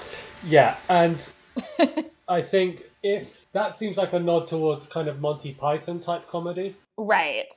But it's not well pulled off. There would have been, in Monty Python, maybe there would have been an animation or, there would have been a holy hand grenade type situation. Right. It felt like it didn't fit in with the comedy of the rest of the series. Yeah, it was daft. Yeah. Yeah, too daft. Yeah. Although I did think it was an interesting bit. So first of all, we do have the appearance of Edmund's wife, Princess Leia of Hungary, who shows up and thinks that he's very funny looking with his head shaved, as it is before he is burned, and passes on a doll from his mother. And based on this doll, I guess the queen is in fact a witch. Yes. Since the doll turns out to be an effigy of the witch smeller, and when it is dropped into the fire, he catches on fire, and the flames then eventually burn out, and Edmund and his compatriots are rescued. Yeah, terrifying scene when I was a kid of the witch smeller being consumed by flames. Yeah. Which implies, it's implied the audience knows from the start that he's the lead witch or whatever that he's pretending to look for, because he has glowing red eyes. Right. And acts like a psychopath throughout the entire Right. It's the glowing eyes thing that it's like, don't other people notice this? I mean, this is like my thing with BBC Merlin, which I love, Yeah. but it's that every time he does magic, his eyes glow. Oh, And okay. nobody notices this for a full 6 seasons. Right, okay. 5 seasons, however many seasons there were. I never but saw that that literally show. every time he does does magic, something very dramatic happens, and as I said, then like literally his eyes like glow orange. Oh, okay. And Arthur's like right there, and like magic isn't allowed, right? So Right. you know he would be upset if he found out he was doing magic, and Arthur's literally standing right there and never notices that his good friend's eyes glow constantly. Right, yeah, how did this slip by? At the end, is she doing a Bewitched thing from the TV show Bewitched? I think so. It's Right. been a long. I've watched some Bewitched, but it's been a long time. So Yeah. but I think that's what that little like Wiggle of the nose. way that the kind of cut thing that happens there, yeah. and we get a good like shocked face from the little girl too when she realizes that her mother-in-law is a witch. Right. Again, there's lots of moments in this show that feel more like a kid's show. Yeah. Not least Edmund himself, who has weird body language, is always pulling a face, has this horrible strangled voice, so is played very much as like a kid's character, I think. And that witch stuff Yeah. makes me think so as well. Yeah, because there's something a bit weird about it because it has that vibe, but then it also has a lot of jokes and comments that are deeply inappropriate for a children's show. Mm-hmm. I mean, because in addition, I mean, there's even like this like very casual when it's talking about the war, it's talking about the like women being raped by soldiers of 7 different armies every day, which also is like a joke that has not aged well. Nah. But in addition to not having aged well, it's also like very not appropriate for children. No, and I don't know what I thought of that particular line when I was a kid, but Blackadder, I will also say, is very prostitute heavy. Yes. So Okay. very early on, I think Percy gets called a brainless son of a prostitute. Right. Now, the only reference for a word that sounded similar to that I had when I was a kid was Protestant. And at the time, I didn't know, I was ignorant of the differences between my Catholic upbringing and whatever Protestantism was. I was living in the south of England, it didn't really matter. But I didn't have, why would I have a frame of reference for what a prostitute is? The second season is just full of them. But I do like the idea that there's an assumption like, oh, he's the son of a Protestant. Yeah, I didn't even think anything of that. I think it just went way over my head and I carried on watching for the funny voices. Right. Yeah, because it is, I mean, so there's a lot of jokes that are not kid-friendly, but I could see a lot of them being the kind of thing that because they're mostly verbal as opposed to visual, that they would kind of go over kids' head. And I mean, and even the comedic but also kind of rapey and not great sex scene, the point of it is that it's all in the dark, and so we just see the screen is just black, but then we hear them talking, and including the our translator popping in at various points. Yeah, similarly confusing was Blazing Saddles, which I watched as a kid, and also has a sex scene that takes place in the dark. Yeah. I had no idea what was going on, genuinely, not for years. Right, yeah, and so I think it is interesting that because of kind of how it sets things up, it's I assume is something that makes sense according to the rules of what's allowed to be on television, but also does mean that it's the kind of thing where you could probably, it seems like you would get away with having kids watching because all of the things that aren't kid-friendly would probably just go over your head as a child. Yeah, and you don't know, maybe the parents in the background are either choking back laughter or they just have their fist in their mouth the whole time. Right. Because this show also has a laugh track, which I was sort of surprised by. Yeah, I couldn't tell you if it was filmed before a live studio audience or not. Yeah. I don't know. I forgot to look that up. That would be interesting to know. Right. Because I think of that kind of laugh track or audience commentary. I think of that as being very American, though I don't know why I think that and if that's accurate. Right. But I can't think of another British show I've seen that has that. Yeah, TV shows at the time. Yeah, I think they pretty much all had it, but I don't know what was live and what was filmed separate. Obviously the exterior stuff, but as for castle sets, there's some quite complicated camera work. I don't think they would have had a live audience. Right. Or maybe an audience watching the VT afterwards. But yeah, but it's interesting because then it also is like the laugh track then gives the signal that a joke clearly happened. Right. Even if you don't quite get it. Yeah. Because I think there are also, there were things, I'm sure I think there were a couple of things that I can't remember what they were offhand, but there were definitely a couple of things that I have a feeling were very specifically British jokes that I missed. There's a couple of like gratuitous insults of Morris dancers. Yeah. Which I only understand is a thing because Mabel Slattery, who was on for the Maid Marian and her Merry Men episode, was explaining that to me, because that also has a couple of gratuitous insults of Morris dancers. They are pretty badly maligned. My parents' generation have now reached the age where everyone's acquainted with a Morris dancer or two. You don't want to badmouth a lot of them. I know some good ones. Are they still a going thing? Like, do people still do that? Oh, like, I'm from the Isle of Wight in the south, which is very rural. It's basically Hobbiton. And yes, that's still a thing. Okay. And in Mabel's part of the world as well. She's from the West Country. She'll know exactly what I mean. Right. So, like, are people of our generation getting into Morris dancing? Oh, wow. It's been a long time since I lived there. I could find out for you. And we could add it in the show notes. Right. I just be curious. I mean, not that I want to get into Morris dancing myself, but I'd be curious as to whether that's a thing that there are people of our generation doing these days. Yeah, that would be interesting to know. Actually, I have no idea. Something to look up. I know there's a lot of it's not LARPing, historical recreation. So getting into blacksmithing and battle recreations and stuff like that. So I don't see why not. Yeah. Edmund has, I guess, his actually kind of most dastardly turn in some ways toward the end in our final episode. Mm-hmm. And to be fair, I will say I can't totally blame him in terms of perhaps being on board with like deposing and killing at least his family. Yeah. Given his brother just almost executed him as a witch. Mm-hmm. Like, it's just that this one is like, I don't know, like honestly fair. Yeah, fair enough. Yeah, fair enough, dude. Do it. There's a weird continuity to this series that other series don't have. Like, he's still married. Mm-hmm. Chopping off Richard III's head at the end doesn't really stay with him, but it means he triggered the entire events of the series. There's a continuity that other comedy shows don't feel they need to have. And I think it's another weird decision they made. Yeah, because in many ways it's very episodic, but it also has, absolutely has that continuity, which includes, of course, that he did manage to hold on to his Scottish titles after episode 2, because he shot, which makes sense because he shot Dougal McAngus out of a cannon. Yeah. But that then he loses them right at the beginning of episode 6, because his father on St. Juniper's Day decides to, that's the day in which you give gifts to your loved ones, or you kind of give important possessions or titles to your loved ones, and he gives away Edmund's titles to some cousin. Yeah, not to Chiswick this time. Richard IV's catchphrase throughout the show is Chiswick fresh horses. So Chiswick seems like his Batman. Right. Except for one time where he says Chiswick fresh horse and he actually eats a horse.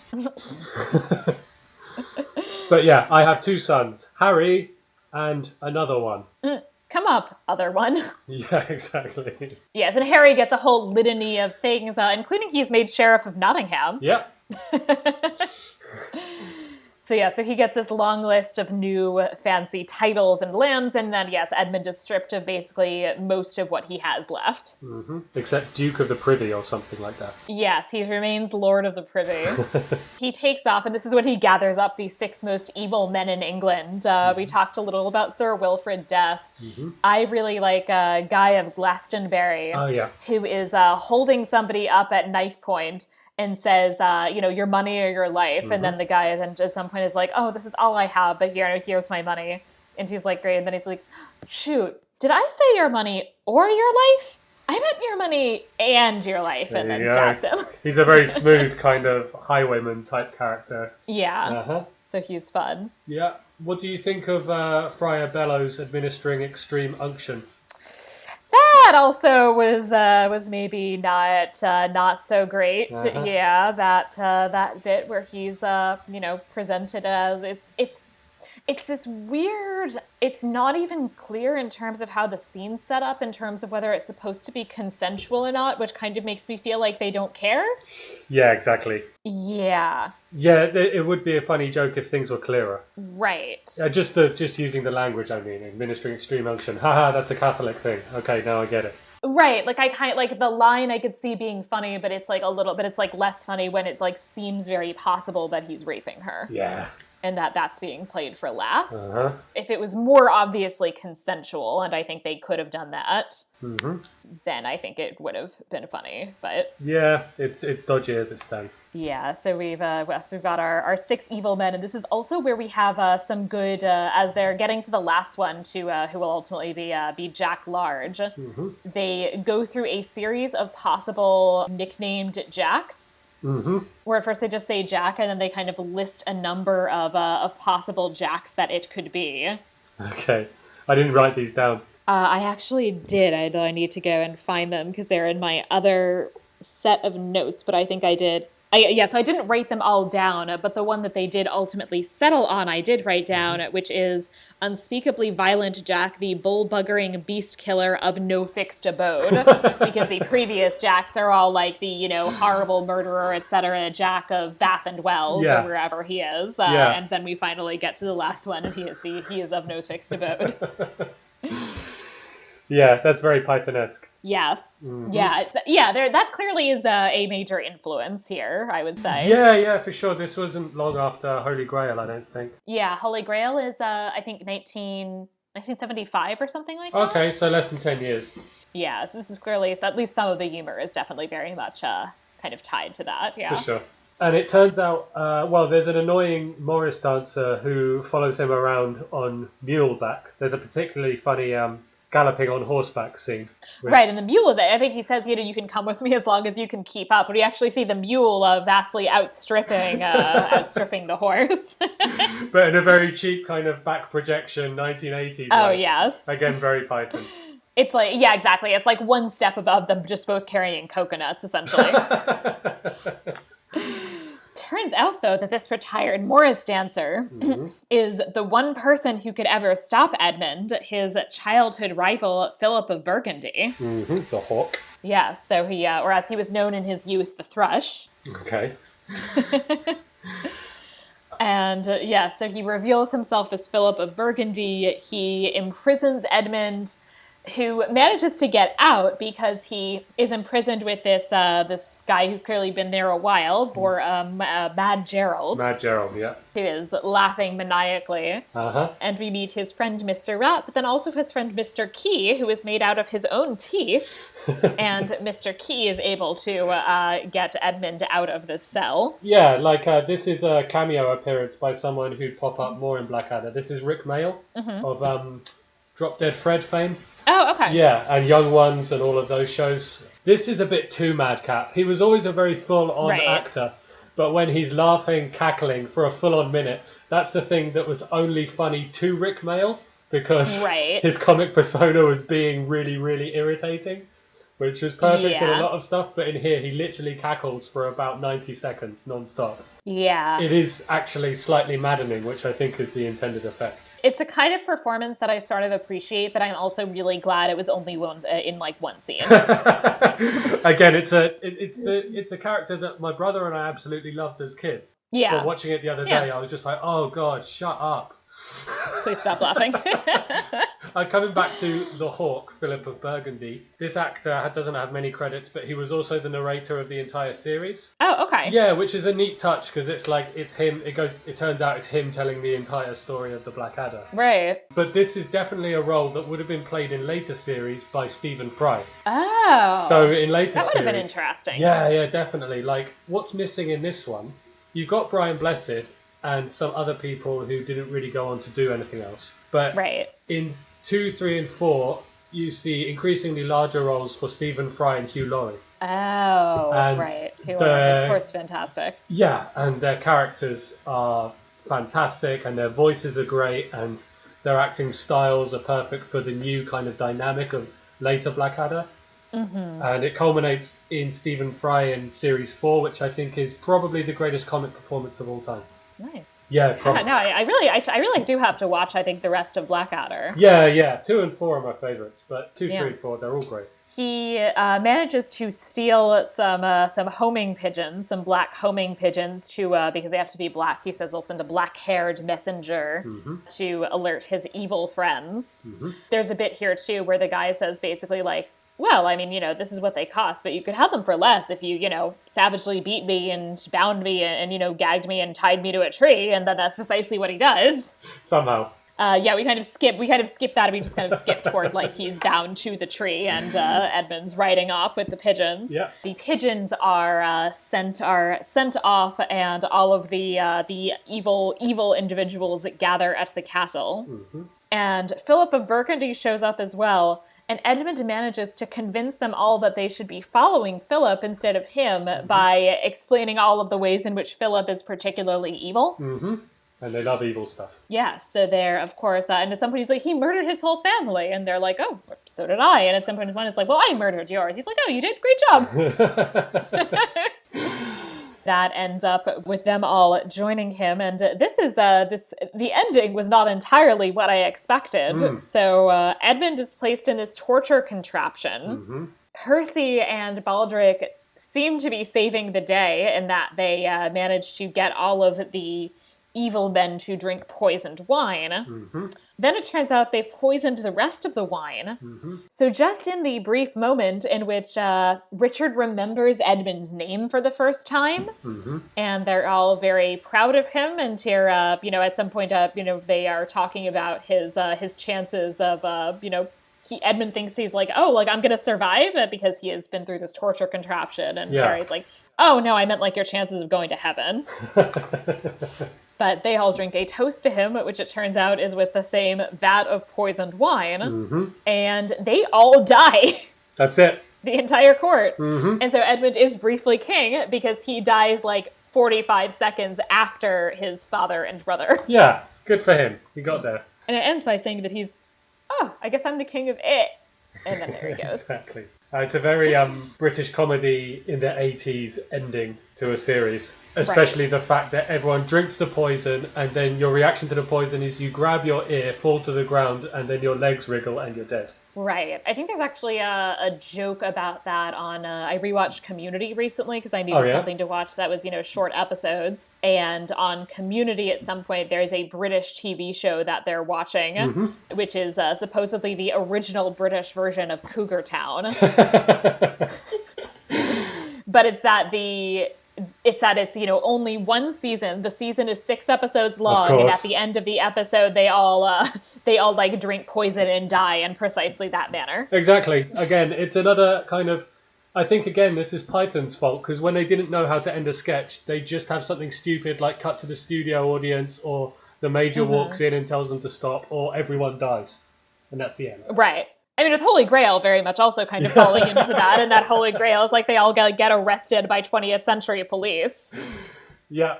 Yeah, actually, I taught that recently, and, some of my students loved the ending, and some of them were like, it drives me nuts that it doesn't have an ending. It's a very effective kind of trolling device. Right. But I guess this is the explanation for how Henry Tudor, in fact, does become king, because we actually know he survived because Edmund actually also, in addition to accidentally killing Richard III in the first episode, he also accidentally saves and nurses back to health Henry Tudor. Whoops. Who is played by an actor who I don't know, but is a remarkable likeness. Yes, I was really impressed by that. Because at first I was not even sure if I was like, he has to be supposed to be Henry Tudor, right? Because he just really looks like him. Yeah. He's a very well-chosen bit-parter. Yeah. Is there anything else you want to say about the show in general before we get into some of the historical? It was an interesting rewatch in general for something that's very close to my heart and part of my childhood. I rewatched it somewhat, probably the last time when I was in my 20s, and thought, this isn't as good as the others. But rewatching it now, there's a lot more kind of oof moments. Yeah. Or that wouldn't happen now moments. But I'm also safe in the knowledge that Rowan Atkinson is one of these, people are just choosing to get offended dingbats. Right. The idea there is, I think he'd be pretty unapologetic. In fact, the last thing I heard was they were planning a new Blackadder series about snowflake students on campus. Oh, dear. And I was just like, oh, guys. Yeah, maybe don't do that. Yeah, there's no need for it. Yeah. You guys have all the power now. Don't get annoyed about stuff like that. Why do you even have to think about what happens on campus? Anyway. Right. And especially when you see the like people who are in power and who are these like elder statesman-y adult, like, older actors. And it's like, we're just so upset by like young people who are like complaining about injustice. And it's like, really? That's what you care about? Totally. Yeah. But like I said earlier, he's made plenty of bank. He can do whatever he wants. He can do a Johnny English occasionally and so on.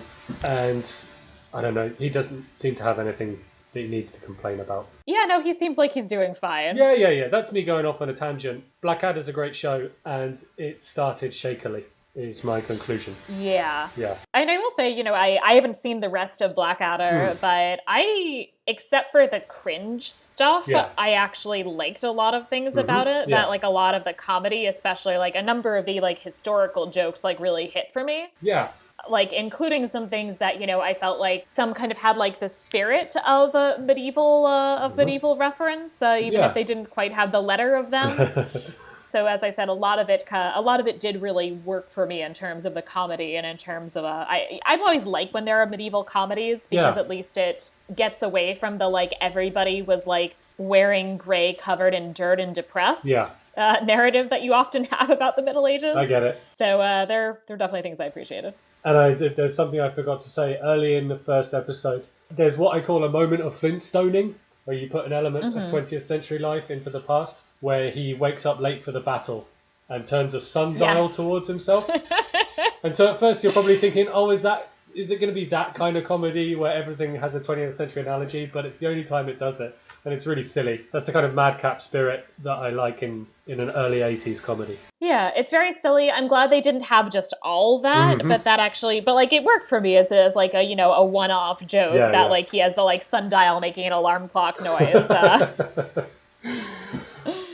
Yeah, so as I said, when the humor wasn't relying on like rape jokes and gay jokes, I thought it was very good. Like there's also even this bit that they're talking about the currency, and it's like in the opening crawl to one episode, and it's the year in which the egg replaced the worm as the lowest form of currency. Like, this is a great line. Yeah, there's all kinds of lovely moments like that, especially in the opening crawls. Do you think, without me constantly waxing on positive about the other series, would this make you want to see subsequent series? It does, yeah. I mean, so I was actually surprised in some ways to hear that this was the worst. And that actually makes me excited to want to watch the rest because, like, as I said, like, I didn't think this was bad. There were these moments here and there, where the jokes really have not held up. Yeah. But other than that, like, just as a comedy, it worked. Like, I enjoyed it. Yeah. Like, I thought the characterization was done well. I thought a lot of the jokes were funny. Yeah. So, yeah, I actually would totally watch the rest of it. Good.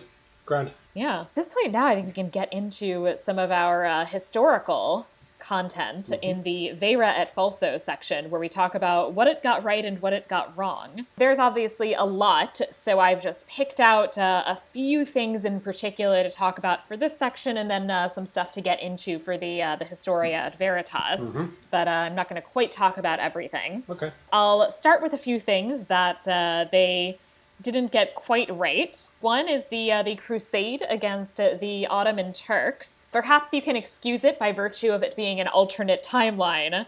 But although there were several crusades that were called against the Ottoman Turks both before and after their conquest of Constantinople in 1453, none of them involved England or the English. That basically they seem to have primarily, when you're talking about these 15th century crusades, this one was 1486. There actually was one called in, I think, 1481. But basically, except for a few people in Italy, nobody seemed to care very much. Okay. You obviously have the much later offensive against the Ottomans in the 16th century, culminating the Battle of Lepanto. But that also is actually an alliance which England, those Protestant heretics, don't actually take part in. Right. No, thank you. And I believe, I did not look this up, so I'm just going on memory on this, but I believe actually Elizabeth had Queen Elizabeth I had something of a relationship with the Ottomans, due in part to the fact basically that neither of them are doing very well with assorted Catholic powers. Makes sense strategically. And so she sort of, she sort of reaches out as basically this is an ally where I don't have to kind of get into this whole oh wait, the Pope has basically just invited everybody to kill me thing. So it actually makes sense when you do. I believe, as I said, we have correspondence that has survived between, I guess, Elizabeth's ambassador and Sultan. Yeah. Oh, so okay. This crusade is very much an invented one, even if it does obviously draw on some other tropes of the brutality of crusading. Yeah. The Pope joke. So first we have the pardon that's signed by 2 popes, and then we refer to the that all 3 popes that the nun, the Mother Superior, has reported Edmund to all 3 popes to encourage them to remove him from office. It's a great schism joke, and I love a good great schism joke. But the Great Schism had ended 70 years before in 1417. Yeah. We referenced it before, I think, when I was talking about Hawkswood. Right. The both popes thing doesn't get a big laugh, because I think even then people would have just been like, is that a joke? I don't know, but it did get me as a history nerd. Yeah, that was one of the ones that got a big laugh from me. And as I said, I really liked the joke, but then a part of me was like, no, this is too late for that.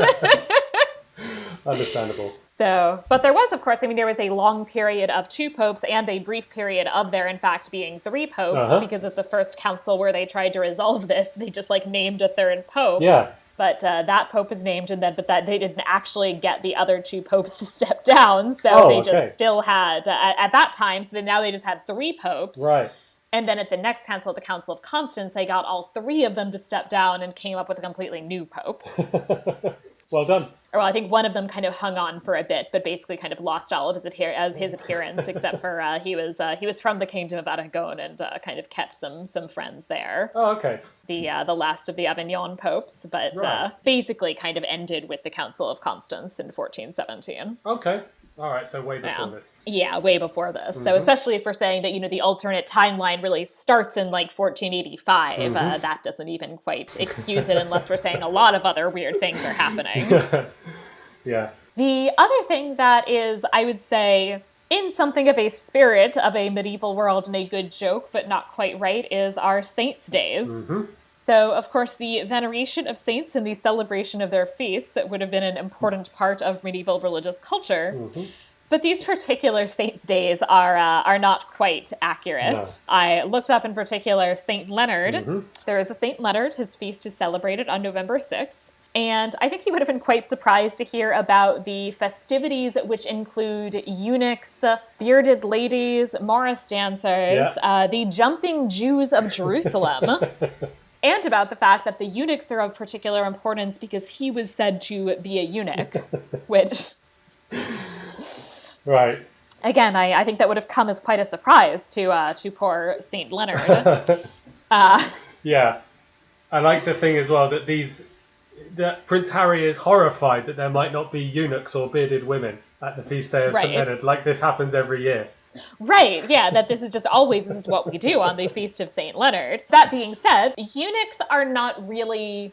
so there are the eunuch singers, so we actually do have some of those, but but those are really a bit later. Yeah. Eunuchs are, I would say, when you're talking about eunuchs in a medieval context, they're more often court functionaries than entertainers. Right, didn't the Sultan have eunuchs guarding his concubines or something like that? Yeah, exactly. That they're very popular actually in the Ottoman Empire, but actually before that in the Byzantine Empire, because eunuchs, in this harem situation, they're these men who are, presumed as being people who it is impossible for your wife to cheat on you with them. And certainly, at least for them to impregnate her and raise doubtful issues about, the legitimacy of their children. Yeah. So there's the benefit of that. And then in the Byzantine Empire, we have a lot of eunuchs who are these kind of big deal advisors and court functionaries, which makes sense because in that context, a lot of people end up becoming emperor who don't have what you might strictly consider to be like a claim based on heritage. Right. So basically you just have a number of people who are just like generals and people like them. Yes. So the great thing about eunuchs is that eunuchs are not eligible to be emperor because you can't have any kind of physical deformity. Right, okay. And in fact, even like castration happens on occasion, as it's not quite as popular as blinding. No. But castration does happen on occasion as a way to make somebody ineligible specifically for the office of emperor. Yeah, okay. I didn't know that. So eunuchs are great because, they could betray you by, setting up somebody else, but they're at least not going to replace you as emperor. Yeah, okay. With reference to the jumping Jews of Jerusalem. Yes. Firstly, that's a good callback. Like, they're mentioned early in the episode, and then there's a hard cut to them later in the festivities. Right, because it's like, what do? Well, they jump. And as one of them walks off stage, one of the actors asks them, how did it go? And he takes off his fake beard, first of all, and he says, not bad. I don't think they really got it. I don't know. Yes, the jumping Jews of Jerusalem were not popular, apparently. I don't know what's going on there, but it did prompt me to look up the aftermath of King Edward's expulsion order. Yeah, so there would not really have been Jews in England in 1486, unless that too is part of the alternative history, and King Richard IV let the Jews back into England. So that made me think, is that why he's taking the beard off? Is he like pretending to be a Jew, or? That was my guess, is that he's, pretending at Jewishness, right. Which, would have made more sense in that there aren't supposed to be any Jews in England, and also kind of fits into the fact this is a period in which, they're putting on these, like, vaguely or not so vaguely anti-Semitic mystery plays. Right.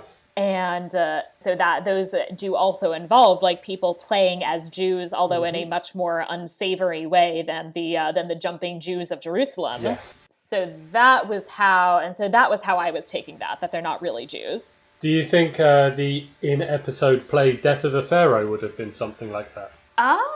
Potentially. I mean, I don't think that the Egyptian content would have been quite so popular at this particular moment in time. Yeah. But they certainly did, they had that sort of, they did have like that sort of play. Yeah. I know there's a very popular play about Noah. There's also certainly like plays that got put on around Easter, like about Jesus, which includes some like super not great scenes about the Jews killing Jesus. Yeah. The Death of the Pharaoh play is a bit of a surprise given it's pre-Shakespeare, but it's weird. We're kind of taught that he's the genesis of everything, but of course there were plays before Shakespeare. That's what he came from. Right. Yeah, no, of course there are. So certainly like there being like a play at court as part of the entertainment, that I'll certainly kind of take as a possibility. Okay. There's a lot of English drama of the 14th and 15th centuries. Yeah, for sure. I also wanted to mention St. Juniper's Day. St. Juniper was a Franciscan friar who died in 1258, so he's a companion of St. Francis. I think he too would have been a little surprised about these like massive land transfers happening as a celebration of his feast day, since while he was known for some perhaps excessive giving, it was much less kind of politically motivated and much more charitable. Okay. Including actually some odd episodes that apparently St. Juniper had a reputation among his fellow Franciscans of don't leave your shit lying around or St. Juniper is going to take it and give it to the poor. Oh, okay. Which is lovely of him. But also, like, if you're like, fuck, all the begging bowls have disappeared. Oh, God, St. Juniper gave them away again, didn't he?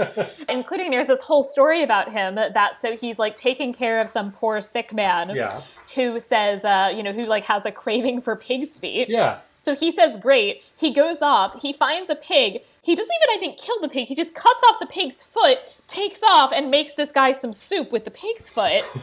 And then the guy who owns this pig shows up and is like, dude, what the hell? And he's like, no, but I did it for this. And the guy's like, yeah, no, like, what the hell? And he just, like, explains the story again. He's like, no, I did it because of this guy. He was sick and he really wanted pig's feet. I had to take care of him. And then finally the guy just, like, gave up, basically. He was like, oh, fine, whatever. That is. slightly different model of giving for the real Saint Juniper than what we see here. Yeah. The thing that I think it did do really well is the false relics. Mm-hmm. I was really happy with, since the proliferation of false relics is a big thing in the medieval world. I mean, so we know that there's like multiple churches who claim to have like the heads of John, like the head of John the Baptist and the breasts of Saint Agatha. Uh-huh. And all sorts of other, especially popular relics. And so, clearly some of them at least are fake. The way I sometimes put it for some of these relics is that, well, it certainly was someone's arm. It just might not have been because we've done x-rays on reliquaries. So there's this reliquary that's supposed to be like the arm of one of the apostles. Yeah. And they've x-rayed it and it's like, yeah, no, it definitely like has an arm, but like this is definitely a human arm bone inside of it. Yeah. It's like, it's probably not an apostle, but yeah, no, I'm sure it is some dude's arm. I'm not sure if he was joking or not, but I remember my history teacher told us there was one church in medieval times which had a child's skull. And they said this was John the Baptist's skull from when he was a child. Like, would people have been that credulous? I don't think so. I think he was either joking or someone had misled him. That I don't think people would have been that credulous, but certainly there were cases in which they maybe didn't look that closely at the particular skulls. Right. So my favorite example of this is that there is the chapel dedicated to Saint Ursula and her, how many were there? 11,000 virgin companions. Oh, wow. Who were supposedly all martyred. Uh-huh. And so there is this chapel in, I think it's in Cologne, which is literally just like a room made of bones. It's fantastic. Oh, okay. Yeah, there's one of them in Portugal, in Évora. Yeah, those are great. But so it has all of these skulls in it, Yeah. which they were like, well, it's the skulls of Ursula and her 11,000 virgins. Yeah. But recent examination of the skulls has revealed that some belong to men, some belong to children, and some belong to large dogs. Ah, okay, so something extra nasty happened. I mean, it probably was basically just a mass grave. Yeah. I mean, like it was probably like a cemetery, basically, that was like centuries of bones. And then they just like dug this up and are like, oh, it's Ursula and her 11,000 virgins. Don't look too but closely. not paying attention, that it's not all the remains of women. And while maybe they couldn't have been able to tell at that time what's a man's skull versus a woman's skull, I think certainly they should have been able to pick out the dogs if they'd been looking a bit more carefully. You'd hope so. The one note that I will make about things that they don't get quite right in the false relics is that they have a number of references to bodily relics of Jesus. So that they have the finger or 10 fingers of our Lord. Yeah. They also have Jesus's nose.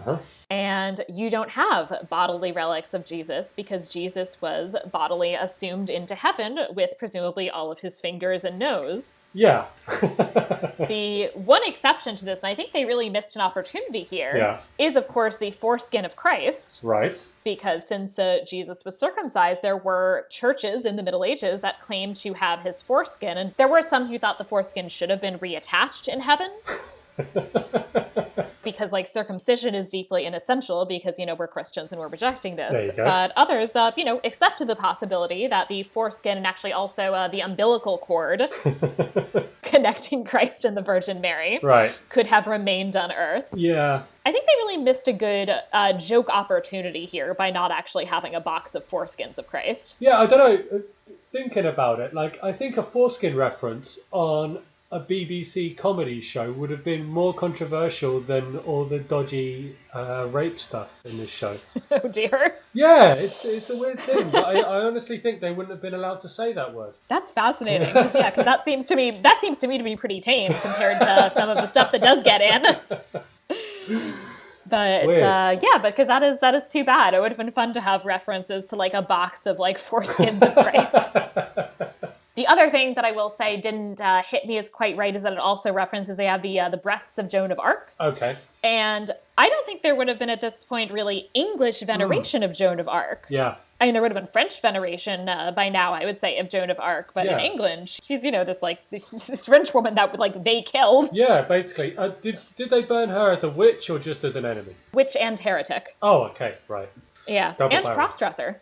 Oh, okay, triple-barreled. Oh, yes. Yeah, no, they very explicitly talk about the cross-dressing as being, a major problem. Ouch. Yes, I talked about that in a recent episode, which will, I think, be coming out before this one. Oh, but okay. is not out at the time of recording. Cool. The English in 1486, I think, are still thinking of Joan of Arc as maybe not quite one of theirs. Yeah, they don't think so greatly of her yet. I also did appreciate that we have the Black Death epidemic, and while people's initial response might be, well, this is too late for the Black Death, it in fact is not, because the Black Death as an epidemic does not stop in, 1350. There are recurrent Black Death epidemics. I poked around a little bit. I didn't find specifically a reference to there being exactly one in England in 1495, and I doubt they did either. I'm sure they just basically are like, the Black Death, that's a medieval disease. Exactly. But it is the case that there were certainly epidemics in England and elsewhere in, throughout the 14th to about 17th centuries. Totally. Famously, the Great Fire of London in 1666 was the end of a plague epidemic because it chased all the rats or burned them underground. Right. Yeah, and I think that was the last, at least in England, that was the last big plague epidemic. Yeah, that's right. I believe. Yeah. And then finally, the other thing I wanted to bring up that I think it actually gets fairly right is that I appreciate that it has a reference to child marriage, but also emphasizes the fact that this is not a consummated marriage. No. Because that is... I mean, it's one of the very unsavory things about, things like Game of Thrones, for example. It very much has this, we have to, have 12-year-olds being raped, essentially, in these, child marriages because, that's how it worked back then.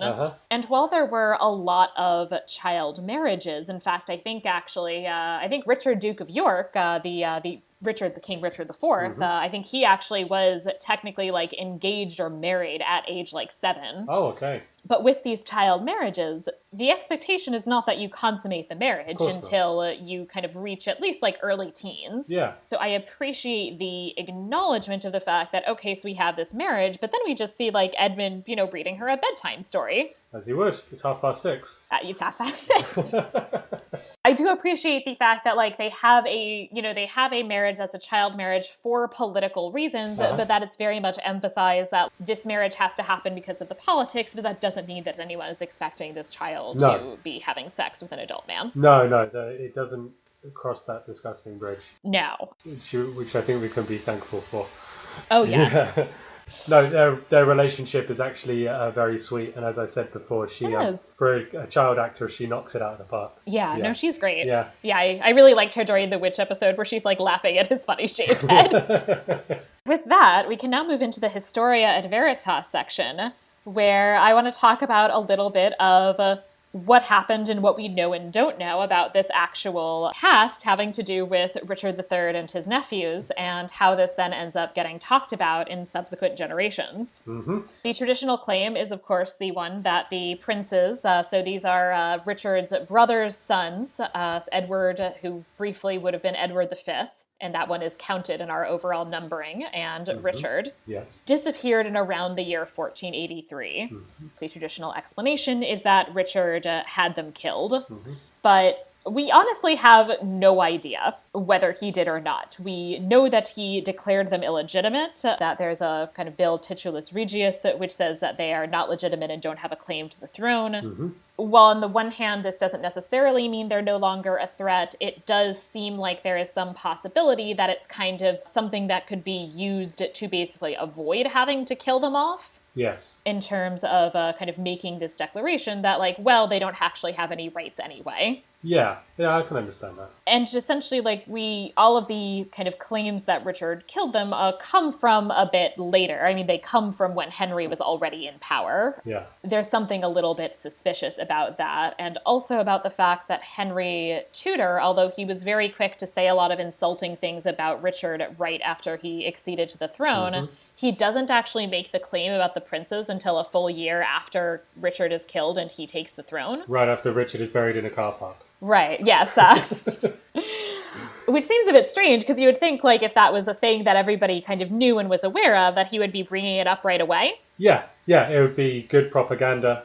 But I think they laid off a bit, got over the Wars of the Roses, and then were like, actually, do you know what? Right. As I said, we have really no way of knowing for sure what's happened. There have been some bones discovered, but they actually keep refusing to do DNA tests, so we don't know if that's whose bones they are or not. Yeah.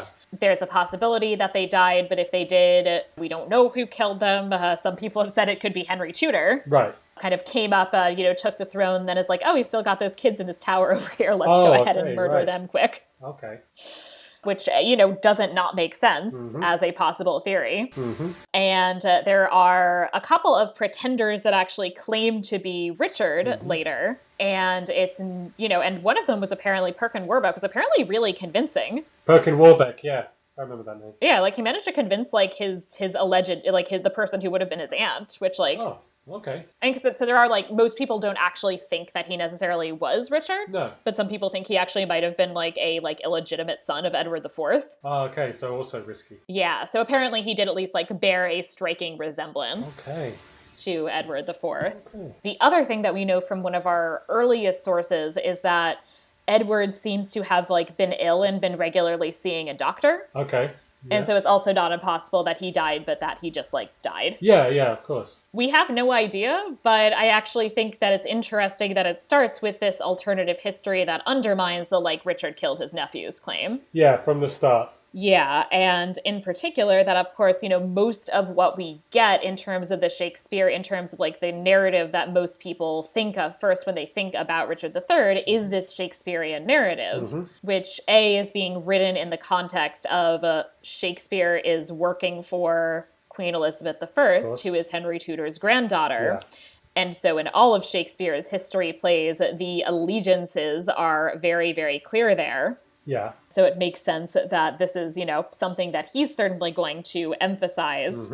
And it's also something that, even goes really hard on, Richard III is a terrible person. So including the claim that, he murdered he also murdered his wife. And, that's not something, It's a real, it's the Obama gate of its day. Right. Yeah, exactly. So, as I said, we almost certainly will never actually know, what happened to those kids. But I think this alternative history does an interesting job in tapping into the fact that there is that doubt.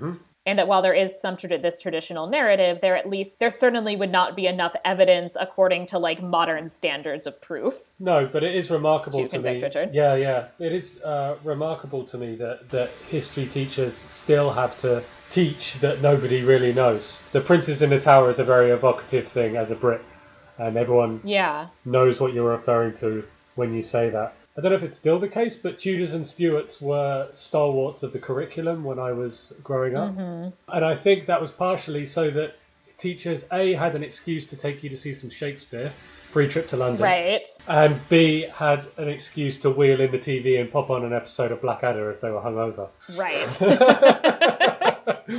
Or get the substitute to do it when they're sick. Right. Yeah, have the kids seen Blackadder yet? Right, lesson plan. Right. And I actually really like that with that first episode in particular, there's this bit where you first see him as this as the hunchback in terms of how he's typically portrayed. They actually have found evidence that the portraits that portray Richard as having a hunchback were actually altered later. Oh, okay. So he probably did have basically I think in terms of I think now they think that he probably basically had something like scoliosis, and so he had maybe a kind of mild back condition essentially, but that it wouldn't have been the exaggerated humpback that you that you see in most Richard III productions, including this one. Right. Yeah. And but in here it's very much seen that he's kind of doing that, but then it is made clear that it's a lump of clothes under his clothing that he then takes that, or a pillow under his clothes that he then takes off. Yeah. It's decent sight gag. The timeline here, though, is kind of weird because it actually ages up. So first of all, I think it's interesting that it I guess just kills off Edward, who is the older of the princes. I mean, I guess it presumes, he perhaps, he just died. Yeah. And it has Richard, who's the one who becomes king. But it really ages him up because he becomes king then in 1485, at which point it's actually not Brian Blessed in the first episode, I think. It's him starting in the second episode. Yeah. But still, he's a bearded adult. Yeah, yeah. He's middle-aged. He was born in 1473. Right. So at Richard III's death, he would have been 12 years old. So not quite a strapping adult with two sons who are already over 12. Yes, exactly. Who grew up to be a big, strong lad, as the introduction says. Yes, a big, strong lad who apparently at the age of like 9 fathered two children. Both of whom then immediately were apparently, I guess, sprung fully formed like Athena from their father's head. Yeah, doesn't line up. Very frustrating. So that's actually, I would say, like, the thing that, like, most annoys me about the alternate history is that, like, but he's not a grown-up. So, like, actually, I feel like it would have made more sense if at least if it was about, like... The two princes. Yeah. Yeah. Yeah, instead of it was, like, Edward and then Edmund was, like, Richard, or he was, like, some third prince or something who everyone forgot about or whatever. There you go. So this way we can move on to the Fabula Nostra, where we talk about our own story that we would like to create inspired by this one. Mm-hmm. Would you like to go first? Sure. It's kind of difficult to say, here's an idea for one of the greatest British comedy series of all time. Right, why didn't they fair. do this? I do think The Six Most Evil Men would be a fun show to watch, especially if they were played by well-known comic actors at the time. Maybe the cast of The Young Ones would have been a really good choice for that, including Rick Mayall, who I was talking about earlier. But as for periods that Blackadder missed, let's see, they did the Wars of the Roses, basically, Elizabethan times, the, what would you call it, George III, and World War One. So what's missing, I think, is the Reformation, Henry VIII. Right. Which I talked about before, but then every episode would be Six Wives Reformation dominated. Yeah. And the big one that's missing is the English Civil War. Right. I don't know, maybe if you had Cavalier Blackadder and Hugh Laurie as King Charles, as a kind of bumbling, idiotic King Charles, but then it would just be a melange of all four seasons. Right. I can prescribe nothing except a historical period that they missed, and it's unimaginable because it just wouldn't be Blackadder if I thought it up. Right. It could be interesting to have done an earlier Middle Ages as well. Yeah, true. Norman Conquest or... Yeah, I think the Norman Conquest would have been fascinating. Yeah, it could have been. Yeah, I don't know really. Certainly not. I definitely wouldn't prescribe a fifth series about snowflake students. No, definitely not. I had a slightly kind of different direction in that.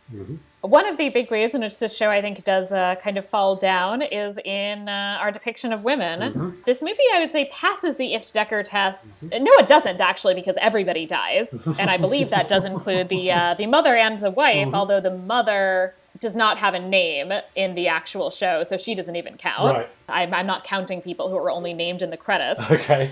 It does not pass the ifft-Decker test, and really only has, the Queen is really the only, I would say, really major female character. She's certainly the only one who appears in, I think, all episodes. Right, okay. What could you do? This is not quite Blackadder. This is sort of a different thing. But I think it could have been interesting if you were going to have some sort of alternative history at around this time. I think an interesting figure who gets totally left out of this, who might have been interesting to talk about, would have been Elizabeth of York, Richard IV's sister, who, of course, in real history goes on to marry Henry Tudor and is the mother of Henry VIII and assorted others. I think she could have been an interesting figure to have kind of played with as maybe also being perhaps this sort of ineffectual schemer. In particular, because I think there is this sense that perhaps, that she actually agreed, or basically there seems to have been an arrangement made before Henry actually became king that this marriage was going to happen. And so if you were going to do this alternative timeline, I think it would have been fun to have Elizabeth. She was actually this traitor in the court who was going to get to, be queen and supplant her brothers by marrying Henry VII, and then is thwarted in those ambitions. And so you have her as a kind of scheming figure off to the side. Yeah, great. It would not be Blackadder, it would be its own thing. Yeah. But I think it could be fun to have a woman who played that kind of role. Okay.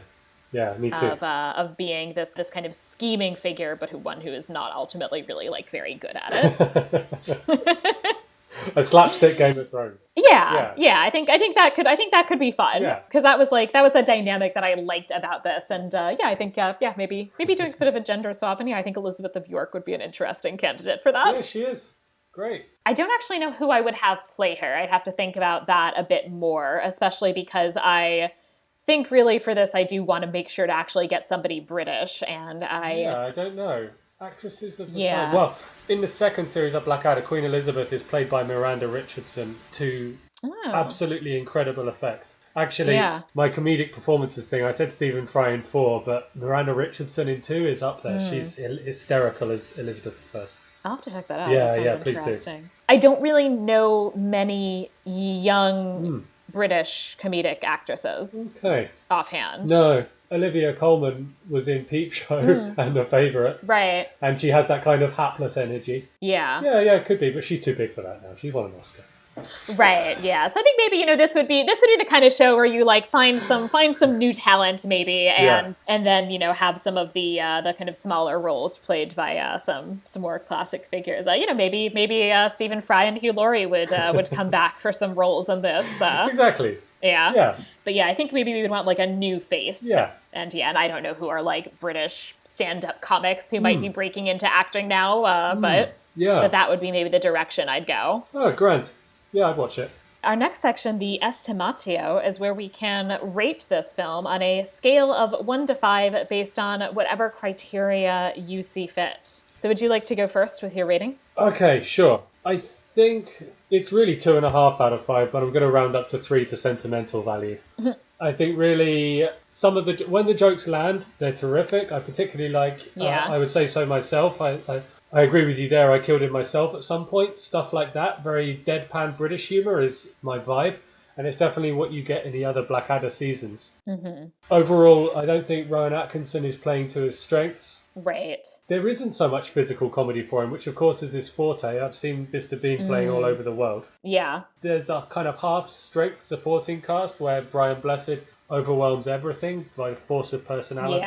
And some great bit part turns. It's not a great start, but it's a promising start. And I'm glad they had these creases to iron out in order to gain the better angels of our nature, or whatever you want to call it. A higher level of comedy was reached in subsequent seasons because they really had to find their feet. Yeah, I was thinking a 3 out of 5 as well, which for me is, I feel like to some extent, like there are a lot of jokes in here that I feel like I was very much the audience for in terms of like, they make a lot of like solid medieval jokes and they're not always quite accurate, but they're like, a lot of them are jokes that I think some deliberate and some not are really tapping into things about the Middle Ages, including like things that I find interesting and fun. And so I think that, I have a lot of appreciation for it for that, and that like, I don't often get to see people making jokes about the Middle Ages. No, true. That are actual like solid jokes as opposed to like, haha, everybody was murdered. Which I guess does also happen here, but that was really what I liked about it. But I think, ultimately I would even potentially give it higher were it not for the fact that it really, as I said, has so many of these gay jokes, this kind of extended, like, fat joke about this poor woman. Yeah. Just a lot of material that feels really unpleasant and icky to watch now. Totally, I get it. But I am excited to watch more Blackadder. It was fun. Yeah, man. It's great. Let me know if you want to do 2. It's early modern. All right, because that's close enough. I've done some Elizabethan stuff that I'd include that. Oh, cool. So, are there places where the listeners could find you on the internet? Well, last time I was on, I recommended follow me on Instagram, which is muito_Ben. But really, all I'd like to plug here is look up Miriam Margolyes on YouTube. Her interviews are hysterical. Okay. And look up Brian Blessed's episode of Richard Herring's podcast, and you get an idea of just what a mad bastard that man is. I mean, this is Brian Blessed recently. He just talks nonstop. The energy is incredible. The man climbs Everest without oxygen tanks, and you can tell. It's done something to him. Yeah, that sounds great. I'll have to check that out. Yeah. He really was so much fun in this. Yeah. And as I said, the Augustus performance is much less comedic and much quieter. Yeah. But it has a bit of that like blustering energy, and he really is like a character who takes over the screen. For sure. So if you have enjoyed this podcast, please subscribe in your preferred podcatcher app and rate and review Media-eval on Apple Podcasts, and I will read new 5-star reviews in future episodes. I don't have one for today, unfortunately, which means that we've got some space. If you too want to write a review, I will read it. Please also follow the podcast on Twitter at Media-eval Pod and join our Facebook group. And you can also find me on Twitter and Instagram at Sarah Ifdecker. And finally, if you have any questions or suggestions, I'd love to hear from you via email at media.evalpod@gmail.com. Thanks for listening to Media-eval. Bye. Bye-bye. History, here I come! The hoofbeat cross the glade. Good folk, lock up your son and daughter. Beware the deadly flashing blade. Unless you want to end up short.